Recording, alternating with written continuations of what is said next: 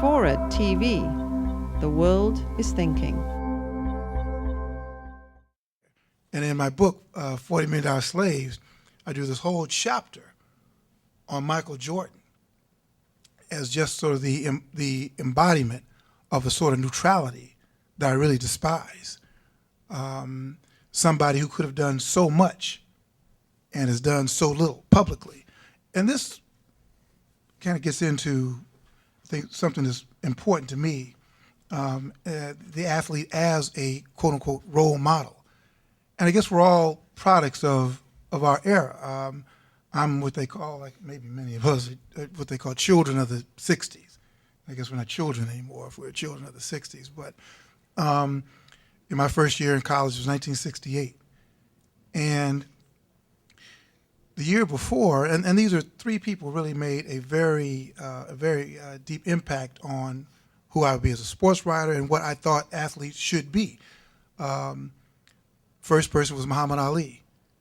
The other day, maybe a couple of weeks ago, I was writing a column. Like I said, I live in Harlem, and as you walk down the street, we have there's just a lot of, I call them the uptown crew, and we talk sports all the time, sort of impromptu sports. And there's one kid named Jonathan, and he stopped me and he said, "Mr. Rhoden," and he's a huge Michael Jordan fan. He's a huge Michael Jordan fan. He's got a whole closet full of Michael Jordan shoes. And so he said, "Mr. Rhoden, why aren't people talking about Michael Jordan anymore? They're talking about LeBron. And why aren't they talking about Michael Jordan?" And I thought that was really a great question. So why aren't they talking about Michael Jordan? Now, we live across the street from Jackie Robinson Park.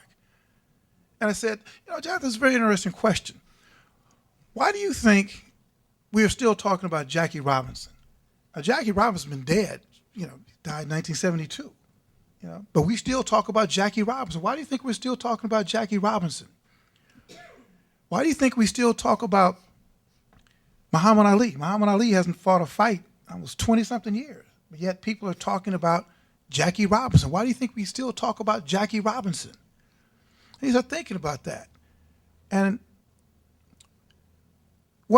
the reason we're talking about these people is that what they did really didn't have anything to do with their sport. Muhammad Ali introduced me to the concept of principle. I was a 17-year-old kid, 16. I liked Muhammad Ali because Muhammad Ali talked a lot of trash. He was good looking. He knocked people out. And I just liked the way I liked that. I liked him as an athlete. It was the Vietnam War. We were all kind of scared about that. And then one day, Cassius Clay changed his name to Muhammad Ali, which was profound in and of itself when he announced he was changing his name. Now imagine a young African-American, my name is Bill, and he said, but my name is not Cassius. I don't really know what my name is. Cassius was my slave name, and I'm becoming a Muslim, and my name is going to be Muhammad Ali. And I never thought about that. I said, my slave name? Wow. He said, do you know, in fact, if I saw Muhammad Ali at the Olympics in Sydney, and of course he was really stricken with, and he could talk a lot better than he puts on if he don't want to talk to you, but he could act like he can't talk. So anyway, I said, Muhammad Ali, how do you do? I said, listen, my name is Bill Rhoden, and he said, that ain't your name. It's just so funny. He said, what's your real name? I was like, I don't know. But what was interesting about that, what was interesting about Ali, though, is in 1967, when he changed his name, and then he said, I'm not going to the war. I don't believe in it, and I'm not going. And the government said, well, if you don't fight, we're going to take your belt. And we thought that, wow, that's the biggest thing you could, an athlete, you're heavyweight champion of the world, you got the world on a string, and they're going to take you. So, all you got to do is be like Joe Louis, go to the Army, and, they're not going to make you go on the front line.